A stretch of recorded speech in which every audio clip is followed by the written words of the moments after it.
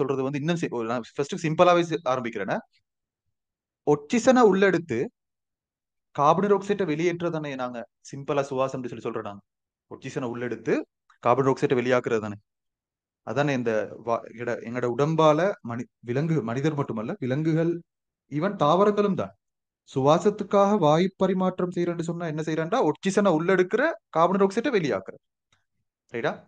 அது நடக்கும்.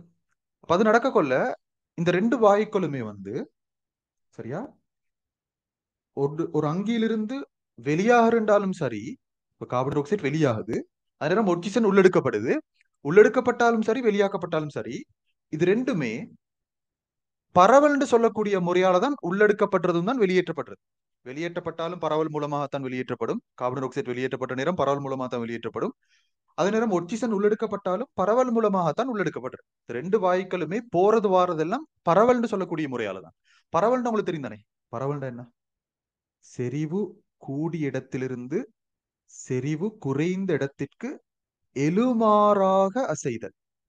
அதான் விஷயம். எழுமாறாக என்றால் எந்த ஒரு துணையும் இல்லாம ரெண்டமா மூவ் ஆகுது. இங்கதான் போகணும்னு இல்ல, செறிவு கூடிய இடத்துல இருக்கக்கூடிய துணிக்கைகள் எல்லாம் அப்படியே செறிவு குறைஞ்ச துணிக்கைகளுக்கு சும்மா ரெண்டமா மூவ் ஆகுது. ஒரு ஒழுங்கும் இல்ல, சும்மா எல்லாம் தாருக்கு மாருக்கு மூவ் ஆறத நான் சொல்றது வந்து எழுமாறாக அசைறேன். சரியா? இந்த வாயுக்கள் பரவல் மூலமாகத்தான் உள்ளெடுக்கப்படணும், வெளியேற்றப்படணும். சரியா? அப்ப இது என்னண்டா, ஏது நான் சொன்னான்டா, எங்கட விலங்கு ராஜ்யத்துல, சரியா, விலங்கு ராஜ்யத்துல எளிய விலங்குகள் சொல்லி ஒரு கூட்டம் உண்டு. இப்ப எளிய விலங்குகள் சொன்னா நாங்க சொல்லலாம், யார சொல்லுவோம்? நிடாரியாவை சொல்லுவோமே. நிடாரியா, சரியா, நிடாரியா. அதே மாதிரி பிளாட்டிஹெல்மின்தஸ், அது மாதிரி அனலிடாக்களையும் கொஞ்சம் சொல்லேலும், எங்களுக்கு இவன் நெமட்டோடாக்களையும் எங்களுக்கு சொல்லலாம் எளிய விலங்கு என்று சொல்லி. ஏன்னா இவங்க எளிய விலங்கு என்று சொல்றேன்டா, இவங்க ஒன்று நான் சொல்றேன். ஏன்னா எளிய விலங்குன்னு சொல்றேன்டா, இவங்களோட உடல் பருமன் குறையும். சின்ன விலங்குகள் தானே. ரெண்டாவது, உடல்ட சிக்கல் தன்மை குறையும். அதனாலதான் நான் சொல்றேன் வந்து இவங்கள எளிய விலங்குன்னு சொல்லி. அப்ப இந்த விலங்குகளை பொறுத்தவரையில உங்களுக்கு தெரியும், ஈவன் இப்ப அனிடாக்களை பொறுத்தவரையில சரி, சுவாச கட்டமைப்பு காணப்பட்டு நீங்க எடுத்து பாருங்க. நீங்க வந்து எடுத்து பார்க்கணுமே. கோடாட்டாக்கள் படிக்கிற நேரம், கோடாட்டாக்கள்கிட்ட வகுப்பு தான், சாரி, முள் இது எனிமாலியா, ராச்சியம் எனிமாலியா படிக்கிற நேரத்துல நாங்க அனிடாக்களை பத்தி படிக்கிற நேரம் அனிடால ஒரு விஷயம் சொல்லியிருப்போம். முதலாவது சுவாச கட்டமைப்பு முதலாவது தோற்றம் பெறுறது அனிடாக்கள் தான்.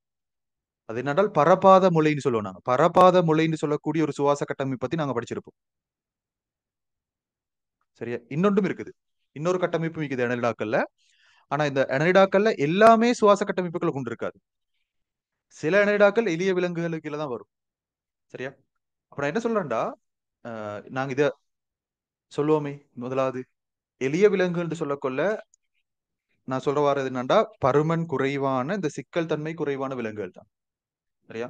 இந்த விலங்குகள்ல நீங்க எடுத்து பாருங்க. நீங்க அந்த நாங்க எனிமாலியா படிக்கிற நேரத்துல இந்த விலங்குகளுக்கு சுவாச தொகுதின்னு சொல்லி ஒன்றே இல்ல. உங்க ரெண்டு பேரும் பிரதானமான சொல்லி இப்ப அனலிடாக்கு சரி ஈக்கிறேன்னு வைங்களே, அனலிடாக்கு சரி சுவாசம் செய்யறதுக்குன்னு சொல்லி கட்டமைப்புகள் ஈக்குது. ஆனா இந்த நிடாரியாக்கு, பிளாட்டிஹெல் மீன்தஸுக்கு, நெமட்டோடாக்களுக்கு இல்லவே இல்ல. சுவாச தொகுதின்னு ஒன்றே இல்ல. சுவாசம் நடக்கிறது வந்து உடல் மேற்பரப்பினோட தான்.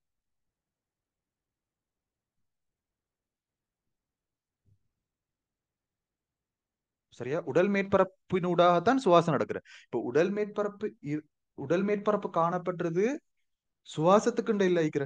உடல் மேற்பரப்பு நிறைய விஷயங்கள் இருக்குது. சரியா? போசணி பதார்த்தங்களை பெற்றுக்கொள்றதுக்கு, கழிவு பதார்த்தங்களை வெளியேற்றத்துக்கு, சரியா, பாதுகாப்புக்கு, எல்லாத்துடன் சேர்த்துத்தான் உடல் மேற்பரப்பு சுவாசத்தை செஞ்சு கொண்டிருக்குது. சுவாசத்துக்குண்டே காணப்பட்ட கட்டமைப்பால் உடல் மேற்பரப்பு. இந்த விலங்குகளுக்கு உடல் மேற்பரப்பினூடாகத்தான் வாயு பரிமாணம் நடக்கிற. சுவாசம் செய்யறதுக்குன்ற ஒரு தனித்துவமான கட்டமைப்புன்னு இந்த விலங்குகளுக்கு இல்ல. எதிர்மை இல்ல. ஏன் இல்லன்னு இவங்களுக்கு தேவையில்ல. இவங்களுக்கு சுவாசம் செய்யறதுக்குன்னு சொல்லியே, ஒட்சிசன் உள்ள எடுக்கிறதுக்கு, கார்பன் டை ஆக்சைடை வெளியாக்குறதுக்குன்னு சொல்லி ஒரு சிஸ்டம் வந்து இவங்களுக்கு தேவையில்லை. என்ன தெரியுமா? அதான் காரணம். பருமன்ல குறைந்தவர்கள் சிக்கல் தன்மை குறைவு. பருமன்ல குறைவு சிக்கல் தன்மை குறைவுன்னு எடுத்து நடக்கிறேன். அவங்களுக்கு சக்தி தேவை குறைவா தான் இருக்கும். சக்தியில தேவை குறைவு. அப்ப மிச்சம் ஆக்சிஜன் தேவையில்ல அவங்களுக்கு. ஆக்சிஜன் தேவைப்படாது. அதே நேரம் அதிக அளவு கார்பன் டை ஆக்சைட்டை வெளியேற்றணும்ன்ற தேவையும் இல்லை. ஆக்சிஜன் தேவையும் குறைவு. இப்படித்தானே சக்திய பெற்றுக்கொள்றது தானே ஆக்சிஜன் தேவைப்படுற. கலச்சுவாசம் செய்யறது தானே ஆக்சிஜன் தேவைப்படுற. இவங்களோட பருமன் குறைவு சிக்கல் தன்மை குறைவுன்றதுனால இவங்களுக்கு பெரிய அளவுல எனர்ஜி தேவைப்பட்டுறல. பெரிய அளவுல எனர்ஜி தேவைப்படாது சுட்டி பெரிய அளவுல கலச்சுவாசம் நடக்கணும்னு தேவையில்லை. அப்படி நான் ஓடற சொல்றேனே. நல்லா யோசிங்களே இதை. இவங்களுக்கு சின்ன விலங்குகள் தானே. அப்ப பெரிய சக்தி தேவையில்ல. பெரிய சக்தி தேவையில்லண்டா கலச்சுவாசம் ஒப்பீட்ட அளவுல பெரிய விலங்குகளோட ஒப்பிட கொள்ள இவங்களுக்கு கலச்சுவாசம் குறைவா தான் நடக்கும். அப்போ ஆக்சிஜன் தேவையும் குறைவு இவங்களுக்கு. அதே நேரம் CO2 வெளியாகுதல் அதுவும் குறைவு அவங்களுக்கு. ஆக்சிஜன் கலச்சுவாசம் குறைவா நடந்தா இனி உருவாகிற CO2 குறைவா தானே உருவா. CO2 வெளியாக்குறன்ற தேவையும் குறைவு. சரியா? அதே நேரம் இன்னொரு முக்கியமான விஷயம் என்னண்டா, இப்ப உதாரணமா நான் பிளாட்டில் மீத்தஸ் இருக்கிறேனே.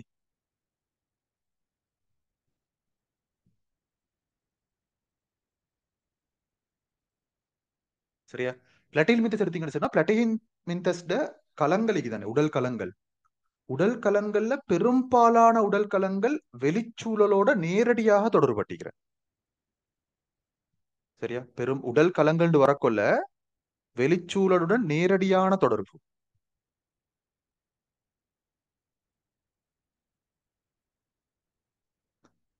சரியா? உடற்கலங்கள் வெளிச்சூழலுடன் நேரடியான தொடர்பு போட்டிருக்கு இன்னைக்கு. வெளிச்சூழலுடன்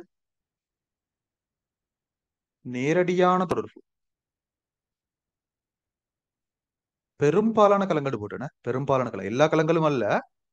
பெரும்பாலான கலங்கள் உடல் சூழலோட நேரடியாக தொடர்பிக்கிற அப்படின்னா இப்ப அதான் சொல்றேன். இந்த அதுல உடம்புட ஓரத்தில் இருக்கிறது உடம்புட அந்த போர்டர்ல இருக்கக்கூடிய கலங்கள் வெளிச்சூழலோட நேரடியாக தொடர்பட்டு இருக்கும். இடையிலையும் கலங்கள் ஈக்கும் தான். இடையிலையும் கலங்கள் ஈக்கும். ஆனா இனி அந்த கலங்களும் கூட வெளிச்சூழலுக்கு பக்கத்துலதான் நிக்கிற. அப்ப வரக்கூடிய ஒக்சிசன் இந்த உடல் மேற்பரப்பினூடாக வந்து எல்லா கலங்களுக்கும் பரவல் மூலமாக போகலாம்.